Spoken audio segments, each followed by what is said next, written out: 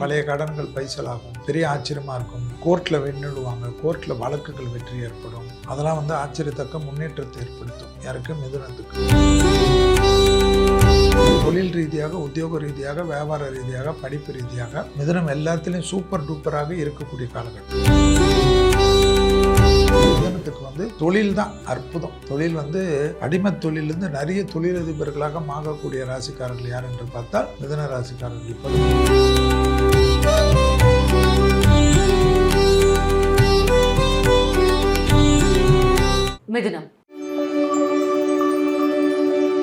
மிதுனம் திருவெண்காடு போகிறது தான் ரொம்ப நல்லது.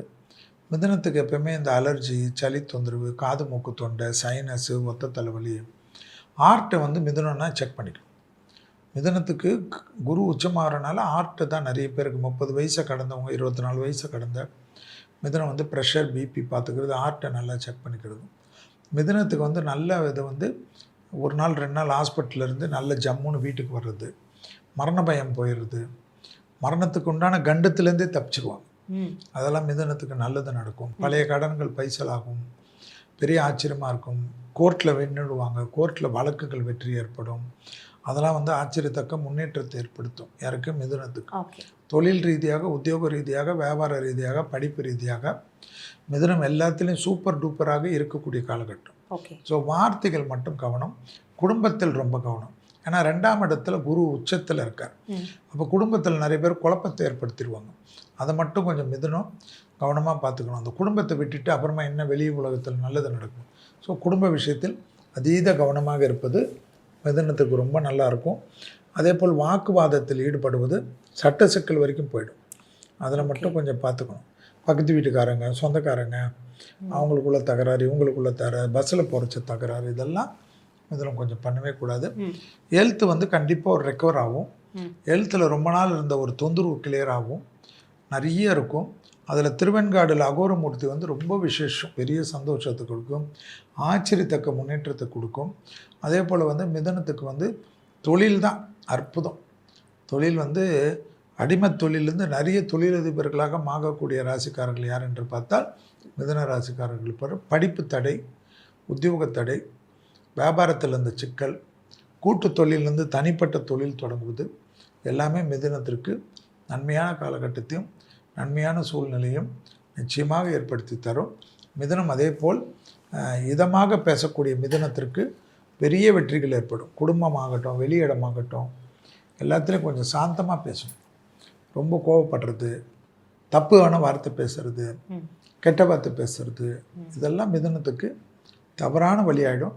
தயவுசெய்து வாக்கை சரியாக பயன்படுத்தி கொள்ளக்கூடிய மிதுனம் நன்மைகளையும் அனுகூலத்தையும் ஏற்றத்தையும் பெரிய அளவுக்கு சந்தோஷத்தை பெறுவார்கள். அதே போல் கண்டிப்பாக வங்கியில் கடன் ஆயிடுச்சு, தனிப்பட்ட கடன் ஆயிடுச்சு, அதெல்லாம் செட்டில் ஆகிறதுக்கு அற்புதமான காலகட்டம் மிதுனத்துக்கு ஏற்படும்.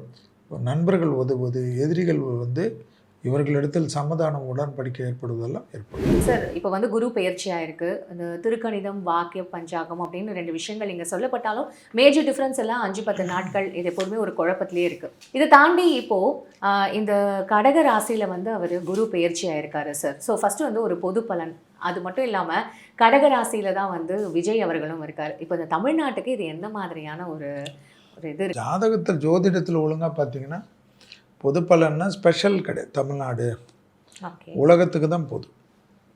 பொது பலன்றது வந்து உலகத்தில் வந்து ஜென்மத்தில் இப்போ வந்து கடகத்தில் குரு. நீங்கள் சிஎம் வச்சுக்கின்னு கேட்குறது அவருடைய தனிப்பட்ட பலன். ஓகே, அது வந்து தனியாக ஜாதகம்.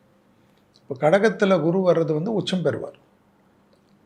அவர் வந்து உலகத்தில் வந்து நிறைய மண்ணுக்குள் இருக்கக்கூடிய விஷயத்தெல்லாம் வெளியில் கொண்டு வருவார். புதையல்கள், கனிமங்கள், ரேரஸ்ட் மினரல்ஸு எல்லாமே கொண்டு வரும். பெண்களுக்கு பெரிய உலகம் முழுவதும் நன்மைகள் ஏற்படுவது, உலகத்தில் வந்து பெண்களுக்கு பெரும் பேர் புகழ் ஏற்படுவது எல்லாமே கிடைக்கும். பெண்கள் பாதுகாப்பு வந்து நிறைய பாதிப்புகள்லாம் வந்து பராப வருடம் இது. அதனால் இது வந்து பெண்களுக்கு வந்து உலகத்தில் வந்து பெண்களுக்கு தீங்கிழைத்தவர்களுக்கெல்லாம் சட்ட தண்டனைகள், கடும் தண்டனைகள்லாம் எல்லா இடத்துலையும் வரும். இதெல்லாம் வந்து உலகத்தில் வரக்கூடிய விஷயம். சரி. அதே போல் பார்த்திங்கன்னா உலகத்தில் மெடிக்கல் புரட்சிகள் ஏற்படும். மருத்துவத்தில் பெரிய பெரிய நோய்களுக்கெல்லாம் எளிதாக மருத்துவம் கிடைக்கும். அதாவது இந்த இந்த மாதிரி நோய்களுக்கெல்லாம் மருந்து கண்டுபிடிச்சிட்டாங்களான்ற மாதிரி பேச வச்சிடும்.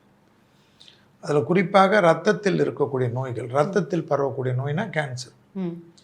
அதே போல் இந்த இதயத்தை போய் ரத்தம் அடைக்கிறது, மூளையை ரத்தம் அடைக்கிறது, மெமரி லாஸ் ஆகுறது, இந்த மெமரி போகிறது, அல்மீசர் டிசீஸ்ன்றது, இந்த ஞாபக மறதி நோய்கள், இதுக்கெல்லாமே மருந்துகள் வந்துடும்னா இதெல்லாம் நம்ம தொடர்ச்சியாக சொல்லி கொண்டு வருது. உங்கள் சேனலுக்கு இது புதுசு நம்ம வர்றது. ஆனால் உலகத்துக்கு 2031 வரைக்கும் பெரிய சரிவுகள் தான் காட்டுது. அதாவது விஞ்ஞான வளர்ச்சி, வேலை வாய்ப்புகள் பாதிப்பு, மக்கள் கஷ்டப்படுறது, மக்களுக்கு எல்லாத்துலேயும் வரி அதிகமாகிறது, விலைவாசிகள் அதிகமாகிறது.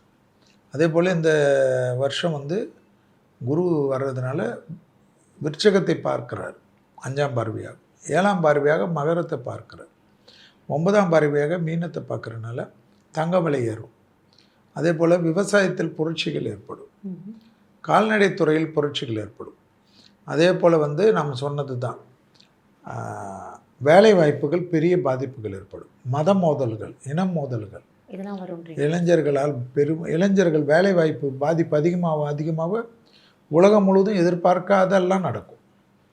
அதே போல் சோஷியல் மீடியா, இந்த ஆர்டிஃபிஷியல் இன்டெலிஜென்ஸ், இதுக்கெல்லாம் மக்கள் அடிக்ட் ஆகிட்டு இந்த மன அழுத்தத்தில் அதிகமாக ஆகக்கூடிய இது கடகத்தில் இருக்கக்கூடிய குருவால் ஏற்படும்.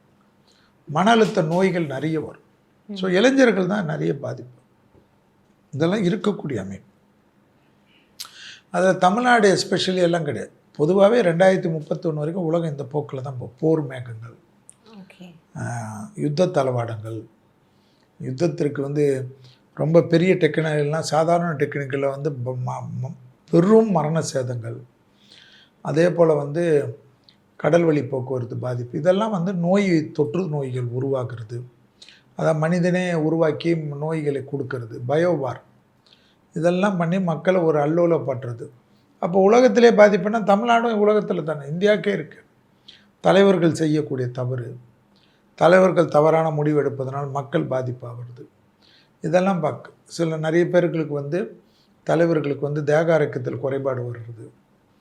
அவர்கள் எதிர்பார்க்காத திடீர் நோய் வாய்களுக்கு கூட இருப்பவர்கள் செய்யக்கூடிய தவறுகளுக்கு பதில் சொல்கிறது. இதெல்லாம் தெய்வ வழிபாடுகள், மகான்கள் வழிபாடுகள், சித்தர்கள் வழிபாடுகள். ஏன்னா சித்த பூமி நமதல். இது போல் கும்பிடுவது, இது போல் விசேஷம்தான் நம்மளே இந்த உலகத்தில் இதுவும் கடந்து போகுன்ற மாதிரி. ஏன்னா எல்லாமே புரட்சிகள். இப்போ விஜய் சார் வருவார்னு யாராவது நினச்சாங்களா? அப்படி கிடையாது. இது போல் எதெல்லாம் தொட்டு இருக்கிறதோ அதெல்லாம் காணாத போகும். அதுதான் அந்த ஜென்மத்தில் வரக்கூடிய குரு பண். இது உச்சத்தில் குருன்னு சொல்கிறது என்ன மாதிரி? இல்லை, சந்திரன் வீட்டில், கடக ராசியில் சந்திரனுடைய வீட்டில் குருவானவர் உச்சம் பெறுவார். உச்சம் பெறுகிறதுக்குன்னு எல்லா ராசிக்கும் உண்டு. சனியானவர் துலாத்தில் உச்சம் பெறுவார், சந்திரனானவர் ரிஷபத்தில் உச்சம் பெறுவார், ஸோ குருவானவர் கடகத்தில் உச்சம் பெறுவார். இவ்வளோதான். உச்சம்னா அவங்க பலத்தை இழக்காமல் இருப்பாங்க, நீசம்னா பலத்தை இழப்பார்கள். ஏன்னா 13 வருஷம் கழிச்சுன்னு சொல்கிறாங்க. 12 வருஷம். ஓகே, அது ஒவ்வொருத்தர் கணக்கு. குரு என்றால் ஒரு இடத்துக்கு வரணும் 1 வருஷம், அவர் சுற்றி வர்றதுக்கு 12 வருஷம், அவ்வளோதான். 11ஆவது முடிவில் வந்துடுவார், 12ஆவது வருஷம் முடிவில் வெளில போயிடுவார். இவ்வளோதான் குரு. ஓகே. சனின்னா 27ஆவது வருஷத்தில் வருவார், 30ஆவது வருஷத்தில் போவார். அதனால தான் சனி 30 வருஷத்துக்கு ஒரு முறை. ஓகே. ஏன்னா ஒரு ராசியில் 2.5 ஆண்டுகள், அப்போ 12 ராசினா 30 ஆண்டுகள். அதே போல் குருனா ஒரு ராசியில் 1 வருடங்கள், 12 ராசியில் 12. ஓகே, அவ்வளோ. அதுதான் இந்த கடகத்தில் அந்த தமிழகத்துக்குன்னு ஏதாவது குறிப்பாக சொல்ல முடியும்? தமிழகத்துக்குன்னு இல்லைம்மா. தமிழகத்துக்கு என்னென்னா நிறைய விஷயங்கள் ஸ்திரத்தன்மையாக தான் இருக்கும். நிறைய பிரச்சனைகள் நிறைய இருக்கும். இதெல்லாம் தமிழ்நாடு இல்லை, இந்தியாவே இருக்கும், உலகமே இருக்கும். இந்தியாவில் நிறைய இருக்கும் பிரச்சனைகள். அதனால தான் உங்களுக்கு இந்த குரு பயிற்சி வர்றதுக்கு முன்னாடியே பிரைம் மினிஸ்டர்லாம் மக்கள் ஜாக்கிரதையாக இருக்கணும், பெரிய பெரிய எக்கனாமிஸ்ட்லேருந்து ஃபைனான்ஷியல் அட்வைஸர்லாம் ரொம்ப ஜாக்கிரதையாக இருங்க, சேமிப்பை பத்திரமா வச்சுக்கோங்க, நிறைய வெஹிக்கிளை கம்மி பண்ணிக்கோங்க, எல்லாம் ஓல்டு வாங்காதீங்க, இதெல்லாம் அந்நிய செலவாணி இதெல்லாம் இருக்கிறதெல்லாம் இருக்கும். அது முதலே அவங்க சொன்னாங்க. அந்த குரு வரதுக்கு முன்னாடியே இதனுடைய இது இப்போவே முதலே ஆரம்பிச்சிடுச்சு இல்லை? அது இன்னும் நீங்கள் பார்த்தீங்கன்னா ஜூன் ஜூலைலலாம் இன்னும் அதிகமாக தான் இருக்கும். அதே போல் நிலநடுக்கங்கள், கடல் பிளக்கிறது, கடல் நீர் மாசுபடுறது, பூமி சரியிறது, கடல் தண்ணி உள்ளே வர்றது, இதெல்லாம் நம்ம பார்க்கக்கூடிய அமைப்பு. நவம்பர் டிசம்பர் மந்த்லலாம் நம்ம நிறைய இருக்கும். வெள்ளங்கள் வந்து அப்படியே கொட்டும்.